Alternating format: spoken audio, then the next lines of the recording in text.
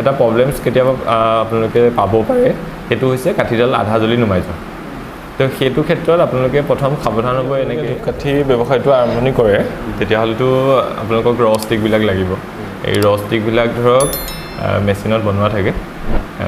এতিয়া ধৰক তাৰ ভিতৰতে কিছুমান বস্তু হাতেৰে বনোৱা থাকে মানে সেইটো হেণ্ডমেড ৰ ষ্টিক বুলি কোৱা যায় কিন্তু কথাটো সাধাৰণতে হেণ্ডমেডত খৰচটো বেছি হয় আৰু তাৰ খৰচাটো বেছি হয় তো গতিকে আমি মেচিন মেড কাঠিটো ইউজ কৰিম আৰু মেচিন মেড 1 কিলো ৰ ষ্টিকৰ দাম মোটামুটি 78 ৰুপিছ পাৰ কেজি খৰচা হয় 1 কেজি কাঠিত 8 ইঞ্চি যদি আপোনালোকে লয় 8 ইঞ্চি মানে এডাল কাঠি 8 ইঞ্চিত 1050 মান কাঠি আহে আৰু যদি আপোনালোকে 9 ইঞ্চি লয় তেতিয়াহ'লে 950 মান কাঠি আহে এতিয়া মানে কি হয় আপোনালোকে যদি 8 ইঞ্চি কাঠি লয় তেতিয়াহ'লে কি হয় আপোনালোকৰ লাভটো বেছি হয় লাভটো কিয় বেছি হয় কাৰণ আপোনালোকৰ যদি 100ডাল কাঠি বেছিকৈ ওলায় তো তাত মোটামুটি 10টা পেকেট বেছিকৈ ওলায় 1 কেজি তো সেই 10টা পেকেট মিনছ 10 টকাকৈ 100 টকা তো তেনেকৈ যদি আপোনালোকে 30 কেজি কাঠি লয় তেতিয়া সেইটো হিচাপত যদি চাবলৈ যায় মোটামুটি 300 মান পেকেট বেছি ওলায় তো সেই হিচাপত চাবলৈ গ'লে আমাৰ 8 ইঞ্চি কাঠিটো দিলে বেছি লাভ হয় কিন্তু কথাটো হ'ল কিছুমান জেগাত মানে 8 ইঞ্চি কাঠিটো মানুহে চুটি বুলি কয় বা ধৰক 8 ইঞ্চি কাঠিটো কিছুমানে ভাল নাপায় সেইকাৰণে আপুনি 9 ইঞ্চি কাঠিটো তাতে ইউজ কৰিব পাৰে এতিয়া 9 ইঞ্চি কাঠিটো যেতিয়া ইউজ কৰা যায় তেতিয়া অলপ সাৱধান হ'ব লাগে সাৱধান মিনছ এইটোৱে হ'ব লাগে যে যদি আপুনি 8 ইঞ্চি কাঠি 10 টকাৰ পেকেটত 12ডাল বা 13ডাল দিছে তেতিয়াহ'লে 9 ইঞ্চি কাঠিটো 11 বা 10ডালৰ পৰা 11ডাল দিলে তেতিয়াহ'লে সেই মানে যিটো খৰচাটো মানে 1 ইঞ্চিকৈ যদি এইফালে কমি আহে তো আপোনাৰ 10ডালত মোটামুটি সেই একেটা হিচাপতে মিলি যায় তো সেইটো হৈছে কাঠিৰ প্ৰথম কথাটো আৰু কাঠিত এটা প্ৰবলেমছ কেতিয়াবা আপোনালোকে পাব পাৰে সেইটো হৈছে কাঠিডাল আধা জ্বলি নুমাই যোৱা তো সেইটো ক্ষেত্ৰত আপোনালোকে প্ৰথম সাৱধান হ'ব এনেকৈ যে যেতিয়া আপোনালোকে কাঠিখিনি আমাৰ পৰা লৈ যোৱাৰ পিছত কাঠিখিনি চেণ্ট আৰু অইলত তিওৱাৰ আগতে এডাল কাঠি জ্বলাই চাব যে কাঠিডাল সম্পূৰ্ণকৈ জ্বলিছেনে নাই কাঠিডাল যদি সম্পূৰ্ণ জ্বলা নাই আধাতে জ্বলি নুমাই গৈছে তেতিয়াহ'লে গম পাব যে সেই বস্তাটোৰ কাঠিখিনি বেয়া আছে এতিয়া কথাটো হ'ল কি আমি আপোনাক বেয়া কাঠিটো দিওঁ বুলি নিদিওঁ কথাটো হৈছে যিহেতু ফেক্টৰীৰ পৰা বস্তাত কাঠিখিনি পেকিং হৈ আহে আমাৰ হাতত সেইখিনি সময় নাথাকে যে আমি কাঠিডাল জ্বলাই পেলাই চাম সেইডাল ভাল নে বেয়া তো গতিকে সেইখিনি আপোনালোকে অকণমান মানে সজাগ হ'ব যে কাঠিটো যদি বেয়া হয় তেতিয়াহ'লে আমি সেইটো ঘূৰাই দিম কিন্তু কথাটো হ'ল কাঠিটো যদি চেণ্ট অইলত তিয়াই পেলাই আপুনি গম পাইছে যে এইটো বেয়া আছে তেতিয়াহ'লে আমি আপোনাৰ কাঠিটোহে ঘূৰাই দিম চেণ্ট আৰু অইলটো আমি ৰিপ্লেচ কৰিব নোৱাৰোঁ তো গতিকে সেইখিনি চেক্টৰত আপুনি এই কাঠিটোৰ ক্ষেত্ৰত সাৱধান হ'ব আৰু কাঠিত তেনেধৰণৰ কোৱালিটি কোনো নাথাকে বোলে ভাল কোৱালিটি বেয়া কোৱালিটি কাঠিৰ এটা কোৱালিটি থাকে এই বাঁহৰ কাঠিটো কিছুমান বেম্বো ষ্টিক মানে আপোনাৰ ইণ্ডিয়ান থাকে কিছুমান চাইনিজ কিছুমান ভিয়েটনামৰ থাকে আমাৰ যে সাধাৰণতে যিখিনি আমি ষ্টিক ব্যৱহাৰ কৰোঁ সেইখিনি আমাৰ ভিয়েটনামৰ আৰু চাইনাৰ ষ্টিকবিলাকে আমি ইউজ হয় এতিয়া যদি আপুনি চাই এই দুটা কাঠিৰ মাজত এটা ডিফাৰেঞ্চ আছে এইটো হৈছে ইণ্ডিয়ান মেড বেম্বো ষ্টিক আৰু এইটো হৈছে ভিয়েটনাম মেড বেম্বো ষ্টিক তো ভিয়েটনাম মেড বেম্বো ষ্টিকটোৰ যিটো ফিনিচিং হয় এইটো বহুত ৰাউণ্ড হয় আৰু এইটো ইণ্ডিয়ান মেডটো আমাৰ খহটা হয় তো ডিফাৰেঞ্চ বহুত বেলেগ একো নাই খালি দেখিবৰ কাৰণে আৰু ইণ্ডিয়ান মেড ষ্টিকবিলাক কেতিয়াবা অলপ বেকা হোৱা দেখা যায় মানে কাঠিটো পাতল হোৱাৰ কাৰণে আৰু যিটো ভিয়েটনাম বা চাইনাৰ ষ্টিক হয় এইটোৰ ষ্টিকটো মানে পূৰা একদম একুৰেট চিধা হয় তো এইটো হৈছে প্ৰথম পাৰফিউম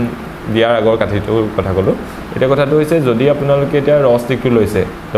ব্যৱসায়টো ষ্টাৰ্ট কৰিবৰ কাৰণে আপোনালোকেতো ইয়াতে পাৰফিউম দিব লাগিব কাৰণ এই কাঠিটো যিহেতু ৰ বনোৱা হৈছে মেচিনত তো ইয়াতে আপুনি কোনো ধৰণৰ পাৰফিউম দিয়া নাথাকে আৰু ইয়াতে কোনো ধৰণৰ অইলো দিয়া নাই এতিয়া কথাটো হ'ল এই কাঠিডালত যিহেতু কয়লা আৰু কাঠৰ গুড়া দিয়া আছে গতিকে কাঠিডাল আপুনি চেণ্ট অইল নিদিলেও জ্বলিব কিন্তু কথাটো হৈছে এতিয়া আমি ইয়াতে চেণ্ট আৰু অইলটো কিয় দিব লাগিব চেণ্টটো দিব লাগিব ইয়াৰ পৰা ভাল গোন্ধ ওলাবৰ কাৰণে আৰু অইলটো দিব লাগিব চেণ্টটোৰ মানে তাৰ যিটো মানে থিকনেছ মানে চেণ্টটো যিমান কাঢ়া থাকে তাক অলপ পাতল কৰিবৰ কাৰণে আৰু লগতে চেণ্টটো মানে কি হয় পাতল মিনছ ই পেট্ৰলৰ নিচিনা আপুনি তাক যদি নৰ্মেল টেম্পাৰেচাৰত খালীকৈ থৈ দিয়ে তেতিয়াহ'লে ই উৰি যায় মানে লাহে লাহে কিন্তু যদি আমি তাত ডিপি অইলটো মিক্স কৰি দিওঁ তেতিয়া ডিপি অইলটোৱে তাক মানে অলপ কাঢ়া কৰি দিয়ে তো গতিকে এই মানে পটককৈ উৰি নাযায় আৰু ডিপি অইলটোৱে এই কাঠিডালত চেণ্টটো ধৰি ৰখাত সহায় কৰে এতিয়া বহুত মানুহে কয় যে বোলে কাঠিটো আমি চেণ্ট লগালোঁ এসপ্তাহৰ পিছত 10 দিন পিছত এমাহৰ পিছত চেণ্টটো উৰি গ'ল কিন্তু যদি আপুনি ভাল কোৱালিটিৰ ডিপি অইল ইউজ কৰে তেতিয়াহ'লে আপুনি দেখিব যে চেণ্টটো আপোনাৰ কাঠিডালত 1 বছৰলৈকে থাকে মানে তো গতিকে সেই চেক্টৰত আপুনি মানে এতিয়া মাৰ্কেটত বহুত কোম্পানীৰ অইল পায় ধৰক হোৱাইট অইল পায় ছুপাৰ অইল পায় কম দামী ডিপি অইল পায় তো এইবিলাক যদি আপোনালোকে ইউজ কৰে তেতিয়াহ'লে আপুনি পাৰফিউমৰ কোৱালিটি আৰু এই কাঠিটোৰ পৰা যিটো চেণ্টটো উৰি যোৱাৰ প্ৰব্লেমছ এই দুটা প্ৰব্লেম কেতিয়াবা ফেচ কৰিব পাৰে তো গতিকে ধৰক 5 টকা 10 টকা কম হ'ব বুলি ধৰক কম দামী অইল এটা ব্যৱহাৰ কৰি নিজৰ মানে প্ৰডাক্টটোৰ কোৱালিটি বেয়া নকৰিব কেতিয়াও তো সেইটো হৈছে ছেকেণ্ড কথাটো চেণ্ট আৰু অইলটোৰ কথা তাৰ দতে তাৰপিছত লাগিব আপোনালোকক ইনাৰ পিপিবিলাক তো চেণ্ট আৰু অইলটো হোৱাৰ পাছত আপুনি তাত কাঠিটো তিয়াৰ পাছতে এই কাঠিটো চেণ্ট লাগি যাব আৰু লাগি গ'লে এইটোক আমি চেণ্টেড আগৰবত্তি বুলি কওঁ আৰু তাৰপিছত আপোনালোকে এনেকুৱা সৰু সৰু যিবিলাক ইনাৰ পিপি হয় যিবিলাক পিপিত আপুনি ধৰক পাৰফিউম দিয়াৰ পিছত কাঠিখিনি ভৰাব সেইটো আপোনালোকক আমি আমাৰ ফালৰ পৰা দিম তো আপোনালোকে তাত ধৰক 10 টকাৰ পেকেটত 12ডাল বা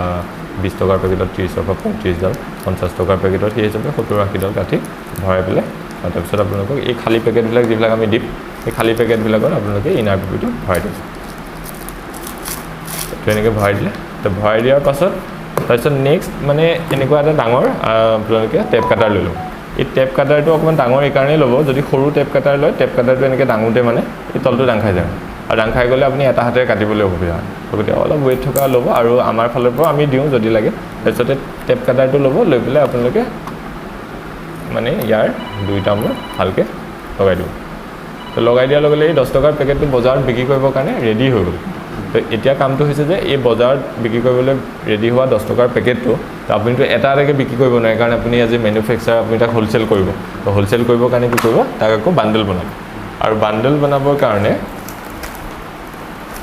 এনেকুৱা ধৰণৰ এটা বান্ডেল বনাবৰ কাৰণে এই ওপৰত যিটো পলিথিনৰ পিপি ব্যৱহাৰ কৰা যায় এইটোক আমি আউটাৰ পিপি বুলি কওঁ আৰু এনেকুৱা ধৰণৰ আউটাৰ পিপিবিলাক আপোনালোকে আমাৰ পৰা পাই যাব তো এই আউটাৰ পিপিটো লৈ পেলাই আপোনালোকে এনেকুৱা ধৰণৰ পেকেটবিলাক ইয়াতে 12টাকৈ